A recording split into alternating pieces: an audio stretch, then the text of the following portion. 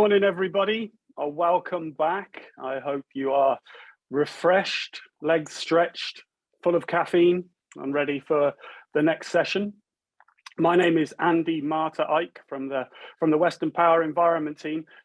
There's going to be quite a lot of similarity fundamentally around net zero with my presentation and Ollie's, but one of the threads that run through that I really wasn't expecting was that I also am just recovering from COVID, and I'm going to be very impressed if I do as well as Ollie at not going into a coughing fit at some point, because that seems to be the takeaway from COVID that I've kept. But I will do my best. So I'm going to start by talking to you about where we are with our transition to net zero. You, as our stakeholders, have really held our feet to the fire on this through the entire ED2 process, through stakeholder engagement. It was you that said we should be more and more and more ambitious on net zero. Finally, with 90% approval, confirming that you supported our really ambitious net zero target to be with our internal business carbon footprint by 2028, net zero, and then followed by internationally recognized science-based target of the most ambitious Paris Agreement temperature of 1.5 degrees. So this first part really is not to seek further approval on that. You've already told us that you are absolutely in support of that ambitious target. This is really to update you on where we are and what we've done so far, because we simply cannot wait to 2023 and the start of ED2 to begin actioning that net zero target. It's going to be a revolution for us as a business, and we have to start straight away. So we have a target to replace 89% of our operational fleet with EVs by 2028. That work has already started. As of June 2022, we have 166 white vans, the kind of transit type vans that you are familiar with seeing the Western Power logo on. 166 of those are EV already. We have many more on order and are trialing new technology as soon as it comes along. There is, of course, a problem with being able to procure some of those vehicles. So at the moment, there are existing vehicles whose life is being extended so as we can replace those with EVs as soon as possible, because the vehicles that we buy now will be seeing us right through to 2028. So we need to start that transition to electric vehicles as soon as possible. And that 89% target really comes from the electrification of absolutely everything that we can see that we can electrify by 2028, with the remaining 11% being vehicles that we think that there may not be a low carbon alternative for. We will, of course, explore and include every single low carbon avenue with things like hydrogen and other technologies as they become available.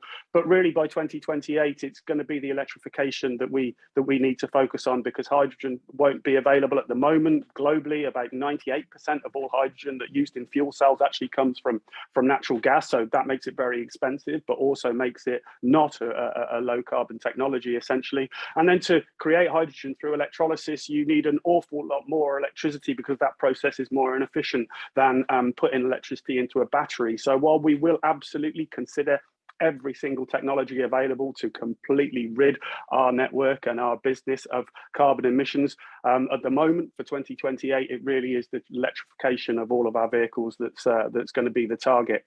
And that, of course, relies on a rapidly expanding, reliable electric vehicle charging network, both nationally, of course, but also inside our business. So we have, as of June this year, 246 rapid EV chargers across WPD locations, with 270 more going in 2023. One of the largest private electric vehicle charging networks in the UK, we're confident, and that's available for our white vans, for our company cars, and for our staff. And on the company car fleet, we will be 100% electric by 2025. Already, we have 89 company car drivers, myself included, who are driving EVs, with 188 on order. And as with the vans, there is, as many of you will be aware, a problem around vehicle delivery timescales due to global supply chain issues. But that 188 on order and the 89 that we already have mean that we already have 30% of our company car scheme electric, well ahead of that 2028 target. Now, we're also engaging with the entire business around this net zero target, sending the message out internally that I'm communicating now that this is a complete revolution and a completely new way of doing things. So it's not just us in the environment team, it's every part of the business all working together to achieve that net zero target. So we have started to engage with all business departments through briefing notes, through discussions, through meetings, through a number of podcasts that I've recorded with colleagues, and through videos that we've released internally, externally, to really get that message home that we have to do this for our business, for our communities, for our children and for our grandchildren. And we've also started the first trial in the UK of sustainable aviation fuel for our helicopter fleet that reduces their emissions by 50%. You know, helicopters and air transport is going to be one of the hardest and one of the most difficult things to decarbonise. Yet our helicopter fleet is hugely efficient in its ability to cover large areas of overhead line in a way that would just be hugely time consuming and practically impossible to do through land transport. So we're going to continue to need them. I'm going to speak a little bit further about that in a minute on a different subject, but we need to work to decarbonise that, and we are leading the way in the UK on that. And of course, then we will continue to install solar generation across all our suitable buildings and depots. One of the things that we are dealing with at the moment is actually, you know, whether it's renewable energy, whether it's for net zero, those targets and those aspirations to do things like install solar generation not only solve the net zero problem, but they also help us become energy independent when a time where that's really, really culturally and politically important, but also more cost efficient and save money. So we're in a really fortunate position where renewable energy, solar generation, decarbonisation not only solves the climate crisis, but allows us to become more energy independent and more cost effective as a business and for our customers. I just saw a question pop up there about drones for transmission. Sorry, there was a question that popped up before, wasn't quick enough for that one. But on drones, yes, we will be using them, but the legislation around drones is that they have to be within the line of sight of the operator. So great for small individual assets in a single location, but not suitable for covering large areas of lines in the way that our helicopters do. We're going to, of course, reduce energy use in our buildings. The greenest energy is the energy that you don't need. So energy efficiency, absolutely essential. And then we're going to increase the use of small-scale battery-powered generation where appropriate. Not only to reduce our carbon footprint, but because battery generators are much more flexible and much more readily able to connect to low carbon technology on buildings and homes than diesel generators. So we're really proud of the work we've done already and the work that we will continue to do. When we look back at ED1, on the next slide, you'll see our reduction through ED1 in our business carbon footprint has been way ahead of our ED1 target, but that is going to have to decline really, really quickly to get that essentially down to net zero. But we're confident that we can do it, and we know we can do a good job of it. And it's not just us saying this, because quite recently, and on the next slide, you'll see verification of the fact that we were awarded just last month the Financial Times award as one of Europe's climate leaders. Now, these are 400 of the top countries across continental Europe that the Financial Times has recognized are climate leaders, both on their work over the last 10 years to reduce their carbon footprint, but also their aspirations and their targets in the future. Things like our science-based target, which I already mentioned. So 400 of the top companies across Europe, only 33 in the utilities sector. Of those, only 6 in the UK, and only 1 DNO in the UK that's been awarded this award. So we're really, really proud of that. And it was a really, really nice award to get because we got it. It was a surprise. We didn't know we were down for it, and we didn't have to do any other work than that we'd already done to get it, which is always nice as well. So really, really proud of that, and proud to have achieved what really is a gold standard award. But of course, it's not just around net zero. We have a core commitment in our Environment Action Plan to become an environmentally responsible organisation. We are committed to ensuring that our activities do not have a harmful effect on the environment in which we operate and which you as our stakeholders and customers live and work. So in addition to net zero, we have core commitments around leaks from our fluid filled cables to reduce those by 50%. These cables are a historic asset that we're left with that contain fluid which insulates the cables. When they leak, they can damage the environment. So we're absolutely determined to maintain and reduce leaks on those as much as humanly possible. And another function of our assets is the switchgear that contains SF6, incredibly potent climate change, global warming gas. We are going to continue to work to drive the industry to find alternatives, so we reduce the overall amount of SF6 on our network, and then the assets that we have got, we will absolutely work as hard as we can to reduce emissions from those. We will reduce through ED2 waste to landfill to completely zero by 2028, but more importantly, we will look to reduce the amount of waste that we produce. So in exactly the same way that the greenest energy that you can use is the energy you don't need, the greenest waste in the world is the energy that you don't produce. And we're going to work to reduce that by nearly a third. We will remove at least 50 kilometers of overhead lines in areas of outstanding natural beauty and national parks to improve the visual amenity of our network and make those places even more beautiful than they already are. And then, and this is the one I'm going to focus on. We have a target, 10% biodiversity net gain for new major project sites and selected primary and grid substations. We have over 800 of these primary and grid substations across the business.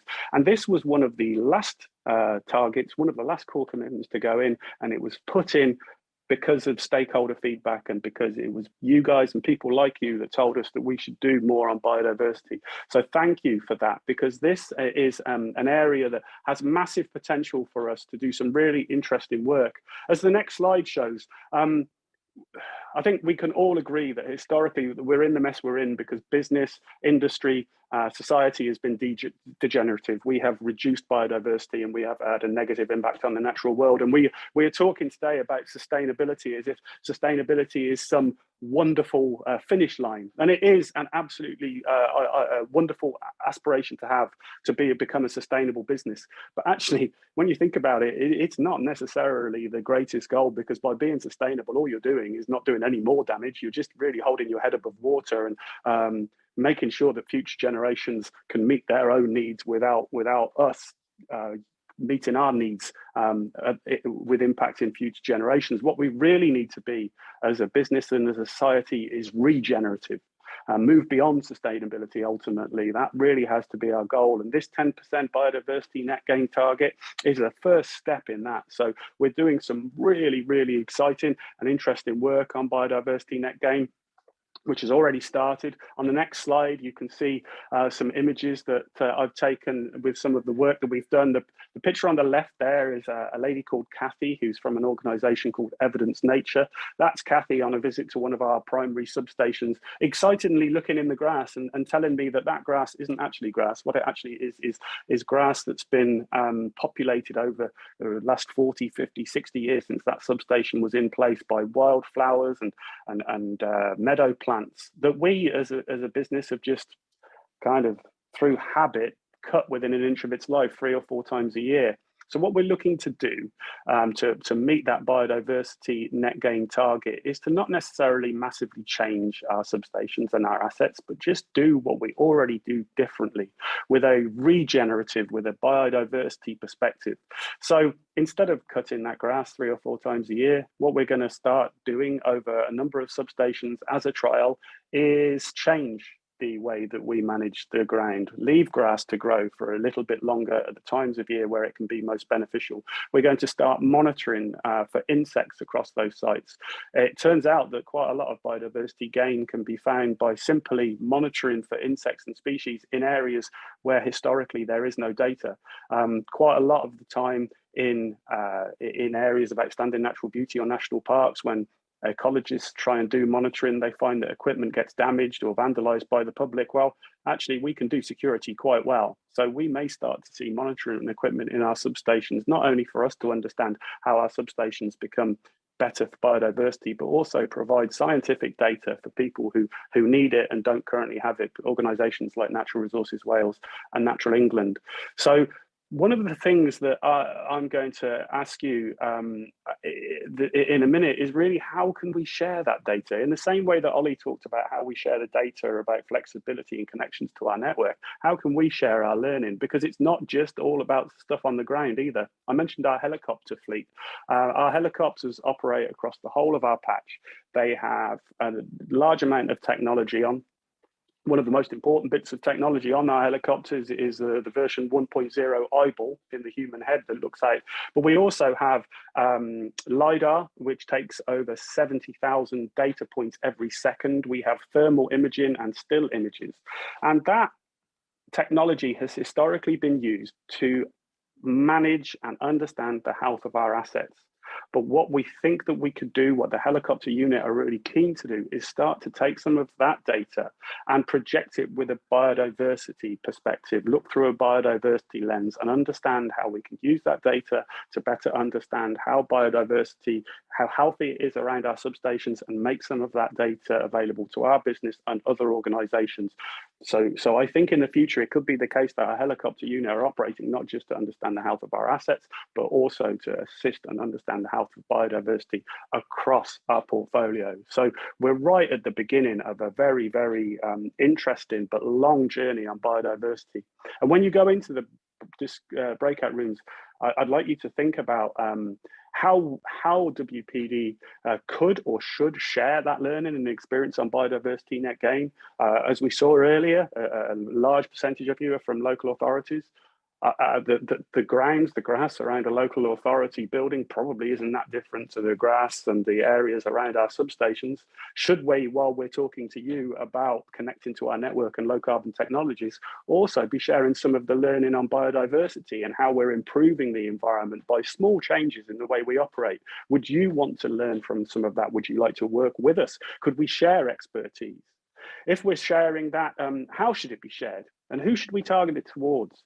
And could that learning then be expanded into other areas? Should we broaden our focus and not be so specific? And it's on that point of broadening our focus and not being so specific that I want to move on to the last bit of my presentation. This is on the United Nations Sustainable Development Goals. Many of you may be aware of these. The United Nations have released these goals internationally with the aim of creating a sustainable future through sustainable development in 17 different areas. Now, we've included these in our Environment Action Plan, but what we did was pick 3. So out of 17 goals, we picked 3 that we thought were the most relevant, most associated with our activities. So goal 13 on climate action, goal 11 on sustainable cities and communities, and goal 12 on responsible consumption and production. And what our thinking on that was that let's do a few things really well. Let's be the master of these 3 different goals and not try and be the jack of all trades. Let's take our focus and sharpen it and really concentrate on these 3 areas. But when we've benchmarked ourselves across other DNOs and other businesses, we find that other organizations have chosen to pick more or sometimes all of those goals. So if we can flick forward, you'll see magically all of the goals reappear. Now, I think there's and I hope this will be a really interesting discussion point, because I don't think there's a right answer on this. On one hand, you could say, yes, absolutely. What Western Power should do is maintain their focus, do one thing well, pick 3 goals and focus on your core business activities through business as usual and making sure that you pick up those 3 goals. On the other hand, you could say, well, actually, if you start to pick more or potentially all of the goals, a little bit like biodiversity net gain, you'll have to think outside the box. You'll have to look at your business in a way that you haven't before. So maybe no poverty, goal 1, or zero hunger.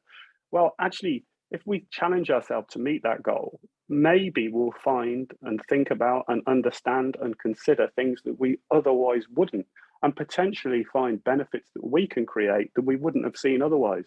So on one hand, maybe we should be more broad, more varied, more ambitious, and a little bit blue sky in our thinking. Or maybe we should stick with the 3 that we've got and focus on them and do those really well.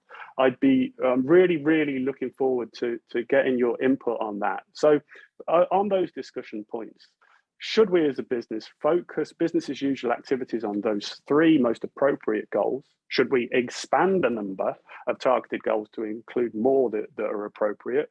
Or should we just include all of them and challenge ourselves as a business to see how we can discover how we can deliver them? Really, really interested to hear your views on this.